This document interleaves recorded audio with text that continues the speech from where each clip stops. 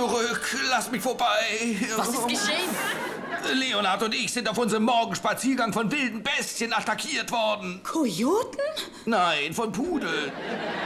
Seht nur, wie diese Kläffer ihn zugerichtet haben. Oh, Grandpa, ist das entsetzlich. Leg ihn hierher. Zum Glück sind wir den Pudeln schlussendlich doch entkommen. Wenn sie nicht bei dieser Litfaßsäule das Bein gehoben hätten, wäre Leonard jetzt in den verschiedensten Gärten vergraben.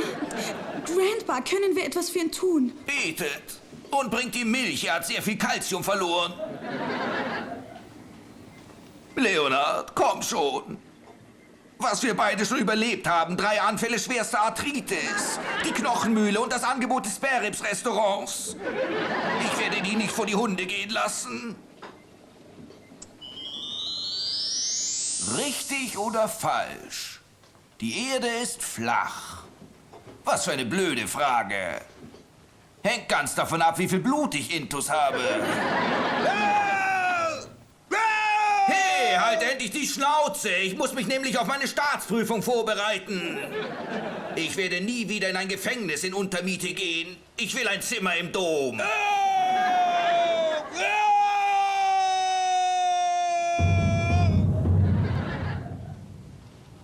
Na, ein bisschen Folter und die Leute verlieren die Selbstbeherrschung. Huch, es ist kalt hier drin. Ich kaufe auch nie wieder einen Anzug von der Stange. Vor allem, wenn die Stange ein Galgen ist.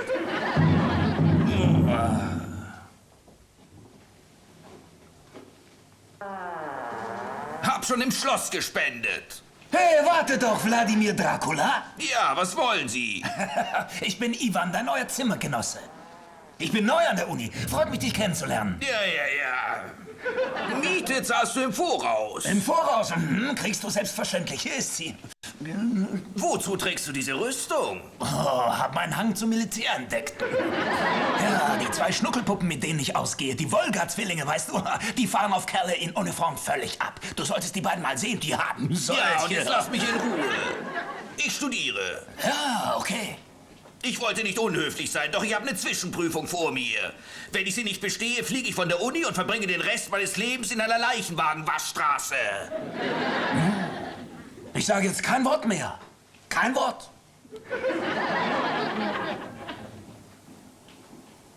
Dubidubidudu. Dubidubidudu. Dubidubidudu. Dubidubidudu. Hey, Gesamtausgabe Plato. Was studierst du, Philosophie?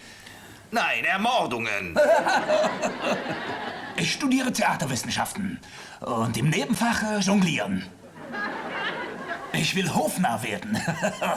Das kann nicht dein Ernst sein. Oh, natürlich nicht. So eine Karriere mache ich wohl kaum. Du bist verkühlt, hm? Nein, nur ein leichter Schnupfen. Und die Pest. Würdest du mich jetzt bitte alleine lassen? Hey, du wirst von mir kein Piep mehr hören und glauben, ich wäre mausetot. Schöner Gedanke. Oh. Meine Mutter hat mich davor gewarnt, außerhalb der Uni zu wohnen. Hab schon am Friedhof gespendet. Der gehört zu mir. Der Knochenhaufen? Knochenhaufen? Was glaubst du? Darf ich dir den Knochenhaufen vorstellen? Das ist Leonard. Ja, Leonard ist nicht nur ein Gentleman, sondern auch ein Fossil. Ich habe ihn seit meiner Kindheit. Er ist einfach großartig. Weißt du, ich gehe einfach nirgendwo ohne ihn hin. Nirgendwo. Eine Sekunde. Meine Annonce war sehr klar. Gesucht ein Zimmergenosse. Sterbliche willkommen, Haustiere unerwünscht. Haustiere? Das ist kein Papagei oder Zierfisch. Das ist ein Skelett. Und es hat Gefühle und Persönlichkeit. Ist mir egal, es kann nicht bleiben. Ach, großartig. Wirklich großartig. Ich habe keine Schlüssel für die Dinger. Das ist das letzte Mal, Leonard. Und hab keine Angst wegen der Strahlung. Diese 50 Kilogramm Bleischürze ist eine reine Modeangelegenheit. Sag Cheese.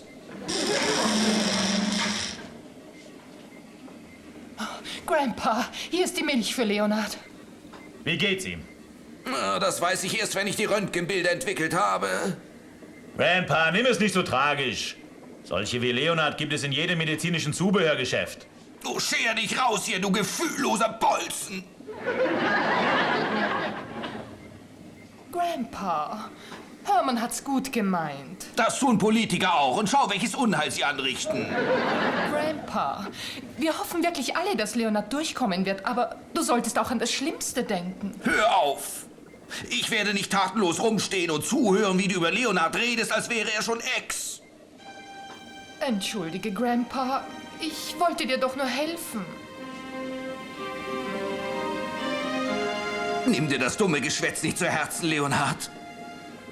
Du wirst dich erholen. Oh, du musst.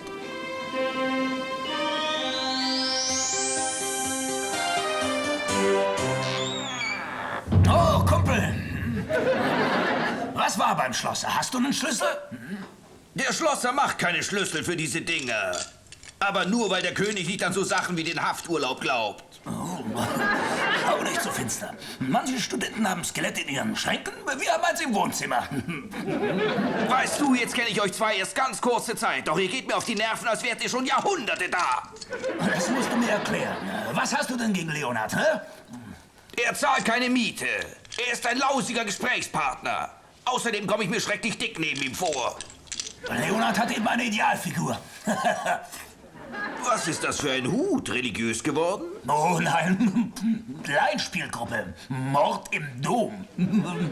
Bist du nicht mehr im Gesangsverein? Bin nicht beigetreten. Die Aufnahmeprüfung beinhaltet siedendes Öl und einen Scharfrichter. Nicht mein Fall. Nein. Das heißt, in nur 2 Wochen hast du 3 Clubs und 14 Vorlesungen aufgegeben. Du schläfst den ganzen Tag und studierst nie. Wieso hast du denn überhaupt an der Universität inskribiert? Um Student zu sein. Damit ich nicht zum Kreuzzug eingezogen werde. Wie soll ich denn hier nur arbeiten? Dieses Zimmer ist ein Saustall. Äußerst gemütlich. Du scherzt. Die Jungs nebenan haben weder Arme noch Beine und trotzdem ein saubereres Zimmer. Klar, sie haben auch einen Leprakranken, der einmal in der Woche aufwäscht. Und wer wäscht hinter dem Leprakranken nach? Oh, du lässt tagelang dein Essen rumliegen. Nie hängst du deine Kleider auf. Nie leerst du den Nachttopf aus. Und ich will gar nicht wissen, was im Ausguss wächst. Was immer es ist, es schmeckt gut. Reg dich nicht auf. Keine Aufregung. Sag dir was, Kumpel. Dein Problem? Aufregung. Dein Problem ist, dass du dich einfach zu viel aufregst. Hat dir deine Mutter nie gesagt, man spricht nicht mit vollem Mund? Musste sie nie. Bei uns gab's ständig nur Suppe. Du hast die Tischmanieren eines Ziegenbocks. Ziegenbock? Jetzt hör mal zu. Glaubst du vielleicht, es ist so ein Vergnügen, mit dir zu leben, hä? Hä? Du hast ein paar Angewohnheiten, auf die ich ganz und gar nicht scharf bin, Kumpel. Nenn eine. Eine? Okay.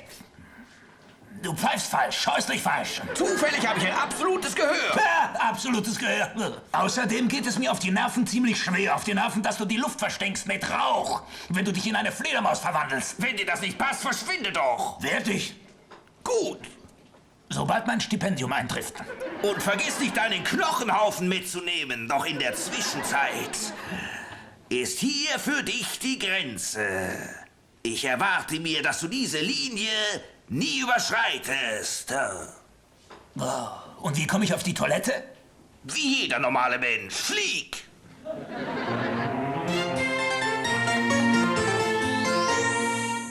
Wie geht's ihm? Oh, schrecklich.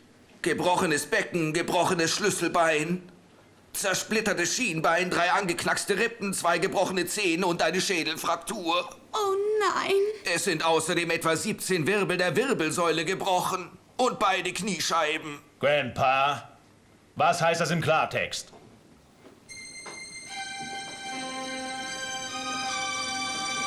Er kann nie wieder tanzen.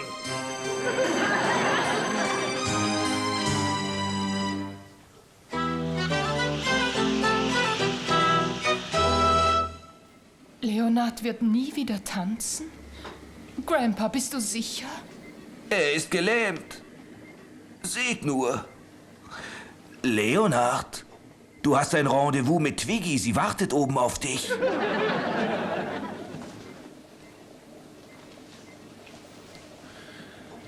Hast recht, Grandpa. Der alte Leonard hätte sich die Treppe raufgeworfen, da wären die Gebeine geflogen. Grandpa, was willst du tun? Nun, ich kenne eine Operation. Eine skapulare Retikulomie.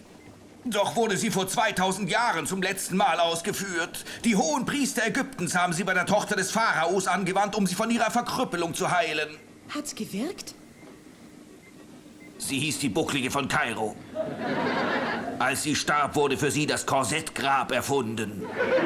Aber das ist schon lange vorbei. Die Medizin hat seither große Fortschritte gemacht. Schaut euch nur die neuen Erfindungen an. Herzschrittmacher? Laserchirurgie. Maracuja-Kaugummi.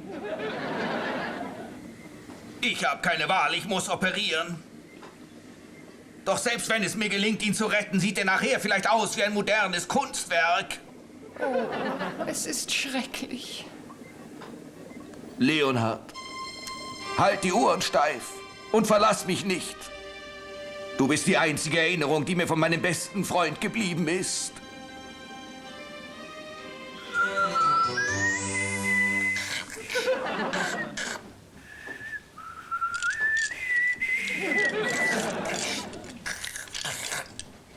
Leonard?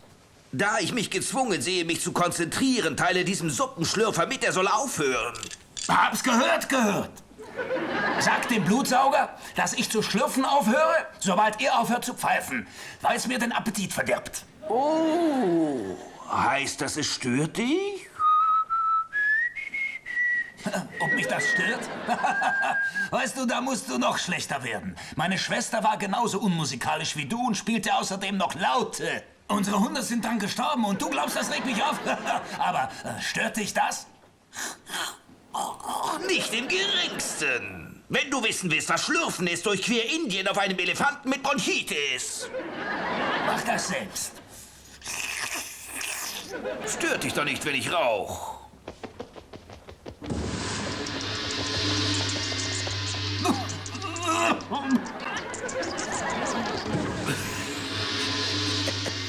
Okay, du hast es so gewollt.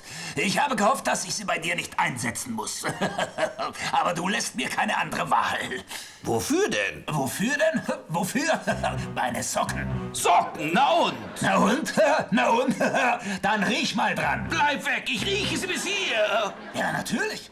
Das waren Großvaters Socken. Er hat sie im transsilvanischen Freiheitskampf getragen. Und danach hat er Käse darin eingewickelt.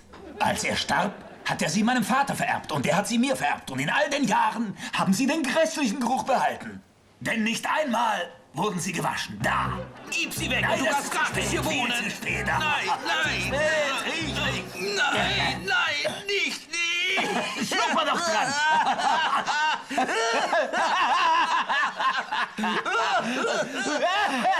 Der Schnupper kommt auf dich, Mann.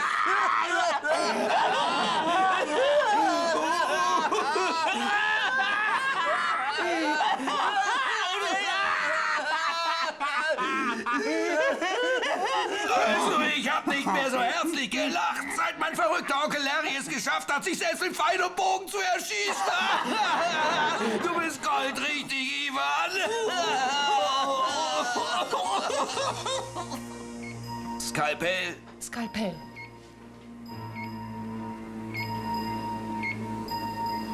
Schere. Schere.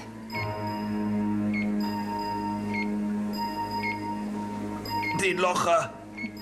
Der Locher.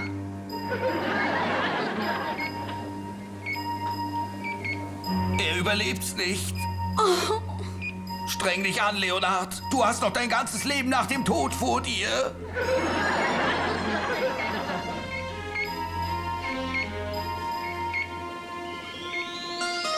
Nur hereinspaziert.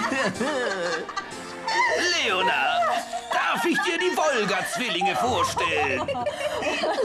Sie wollen mich bei der Feier meiner bestandenen Prüfung unterstützen. Er hat den Körper eines Superathleten. Endlich ein Mann, der nichts zu verbergen hat. Knochen, Casanova.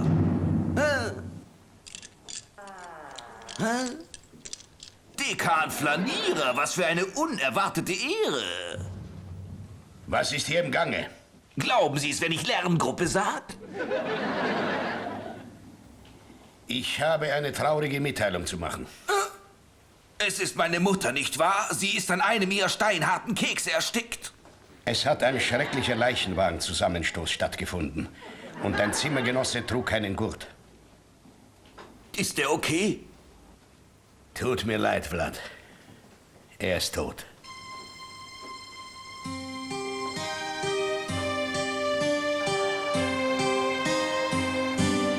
Das heißt sicher, die Party ist abgesagt. Dann gehen wir. Heute ist eine Enthauptung mit Buffet im Schlosshof. Bye, Vlad.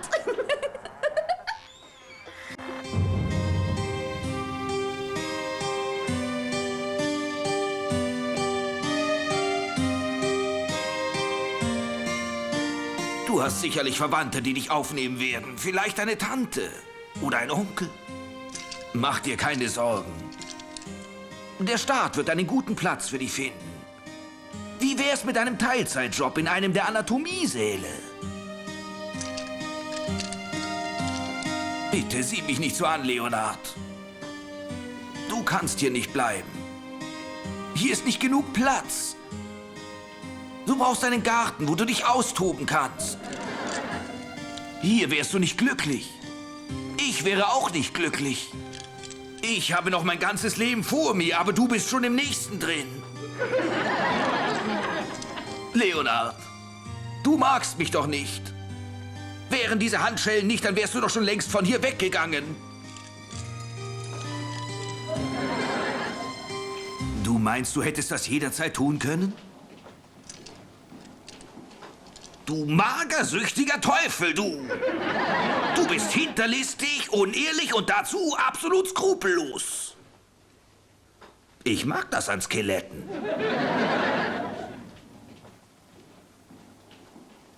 Du kannst 6 Monate lang bei mir bleiben. So auf Probe, verstehst du? Aber bis dahin ist das deine Hälfte des Raums.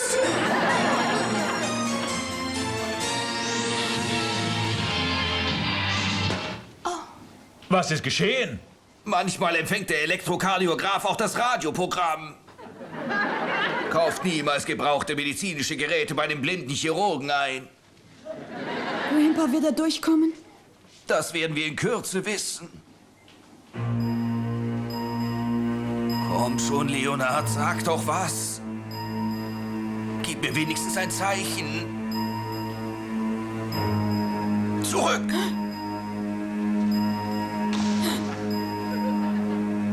Leonard, das Leben ist einfach wundervoll. Ich verspreche dir, du darfst den Knochenjonglierkurs besuchen.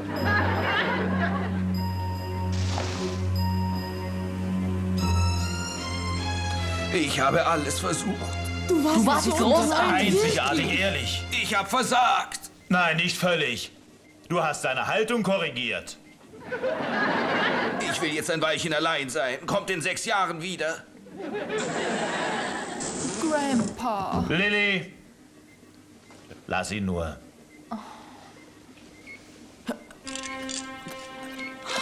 Grandpa! Grandpa! Kannst du nicht sehen, dass ich in Trauer bin? Ja, Leonard bewegt sich. Leonard, du lebst wirklich. Ich hatte schon Angst, ich würde dein Kiefergrinsen nie wiedersehen. Grandpa, du bist wundervoll. Leonard lebt. Ich hab's geschafft. Ich hab den Toten wieder aufgeweckt. Oh. Willkommen zurück, Leonard. Freuen Sie alle so.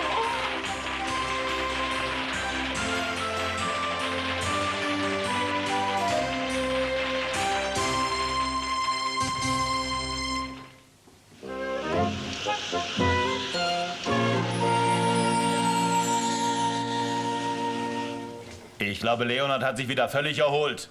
ich möchte nur wissen, wo er die aufgerissen hat. Es ist so romantisch. Wo hat er sie getroffen? Bei einer Führung durch die Innenstadt. Er war im Konservatorium, im Planetarium und dann im Museum für Naturkunde. Und sie war bei der Tour dabei.